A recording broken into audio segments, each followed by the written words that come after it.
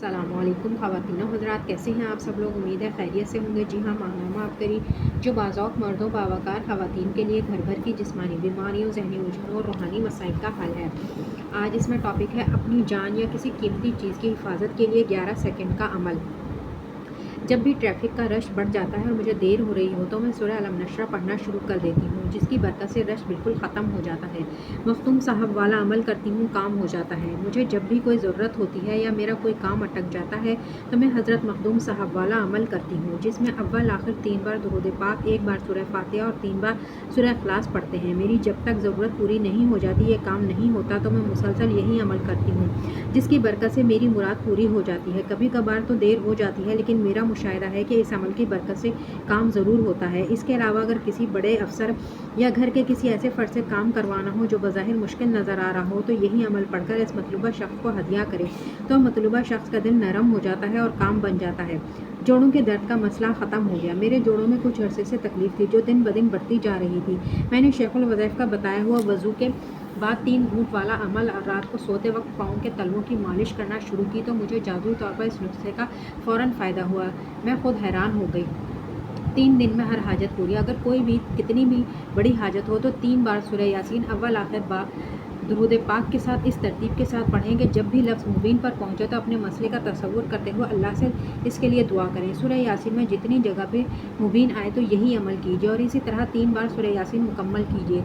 मेरा ये अमल आज़मूदा अमल के कितनी भी बड़ी से बड़ी हाजत हो, मुश्किल हो, इस अमल की बरकत से इंशाअल्लाह 3 दिन में हाजत पूरी हो जाती है और मुश्किल टल जाती है। लफ्ज़ ज़मज़म की बरकत। लफ्ज़ ज़मज़म के कमालात मैंने आपकी शब जुम्मा की महफ़िल में सुने थे, जिसमें एक ये था कि जब भी कभी बच्चा रो रहा हो या ज़िद कर रहा हो तो लफ्ज़ ज़मज़म चंद बार पढ़ने से बच्चा खामोश हो जाता है और रोना बंद कर देता है। मैंने इस अमल का बारहा तजर्बा किया और मुजरब पाया कि बच्चा जब रो रहा हो तो ज़मज़म पढ़ने से बच्चा खामोश हो जाता है और अगर कोई ज़िद कर रहा हो तो वो ज़िद करना भी छोड़ देता है।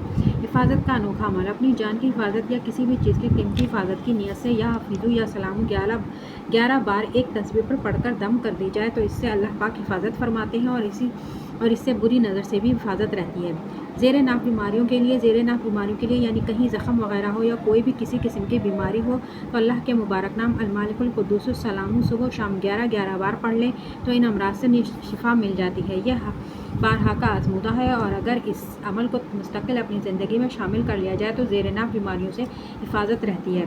काम एक ना हुआ, सारा दिन गुजर गया। मोहतरम हज़रत हकीम साहब, अस्सलाम वालेकुम। मैंने जब से आपका बताया हुआ फ़जर की पहली 2 सुन्नतों वाला अमल, जिसकी पहली रकात में सूरह अलम नशरा और दूसरी रकात में सूरह फ़ील को पढ़ना शुरू किया, तब से मेरी वक्त में अल्लाह ताला ने बहुत बरकत दे दी है। इससे पहले मेरे अक्सर काम अधूरे रह जाते थे, लेकिन जब से मैंने ये अमल करना शुरू किया तब से मेरे काम आसान हो जाते हैं और मैं कम वक्त में पहले से ज़्यादा काम कर लेता हूँ, जो कि इससे पहले मेरे लिए नामुमकिन नज़र आ रहा था। सूरज निकलते वक्त ये अमल करें, आधे सर का दर्द ख़त्म।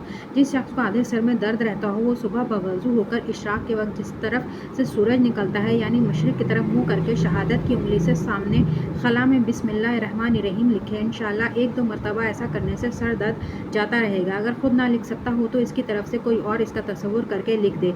तो ख़वातीनो हज़रात, आज के लिए इतना ही। मिलते हैं अगली वीडियो में। अल्लाह हाफ़िज़।